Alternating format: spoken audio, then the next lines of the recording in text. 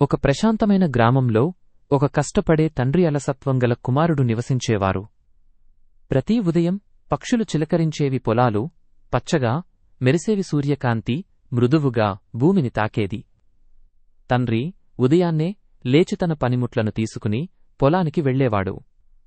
కాని కుమారుడు మాత్రం ఎప్పుడూ నిద్రలో మునిగిపోయేవాడు. దుప్పట్లో కప్పుకుని కలల లోకంలో తేలేవాడు. ఒకరోజు తండ్రి దగ్గరికి వెళ్లి మృదువుగా మేల్కొలిపి అన్నాడు, నా బిడ్డా, లేచిరా, నాతో పొలానికి వస్తావా? అప్పుడు కుమారుడు ఆవలించి, ఇంత కష్టపడాలి ఎందుకు నాన్నా, నాకు విశ్రాంతి కావాలి అని అన్నాడు. తండ్రి చిరునవ్వు నవ్వి శాంతంగా అన్నాడు, కష్టపడకపోతే జీవిత విలువ నీకు ఎప్పటికీ తెలియదు. కాని కుమారుడు పట్టించుకోలేదు. తిరిగి దుప్పట్లోకి దూరిపోయాడు. తండ్రి కొంతసేపు ఆలోచించి తన కుమారుడికి ఒక పాఠం నేర్పాలని నిర్ణయించాడు. తరువాత రోజు అతనితో అన్నాడు, నాయనా, నేను మన పొలంలో ఒక నిధి దాచాను, దాన్ని వెతికితే నీదే అవుతుంది. ఆ మాటలు విన్న వెంటనే కుమారుడి కళ్ళు మెరిశాయి.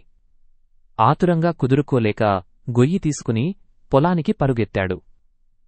కాచి కాష్టమైన సూర్యరశ్మిలో పొలాన్ని అంతా తవ్వడం మొదలుపెట్టాడు. మొత్తం రోజంతా చెమటోడ్చి బంగారం కోసం ఆశగా తవ్వాడు. సాయంత్రానికి అలసిపోయి తండ్రి దగ్గరికి వెళ్లి అన్నాడు, నాన్నా, నేను మొత్తం పొలాన్ని తవ్వేశాను, కాని నిధి ఎక్కడా కనబడలేదు.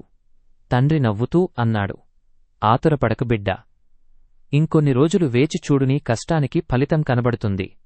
కొన్ని రోజులు గడిచాయి.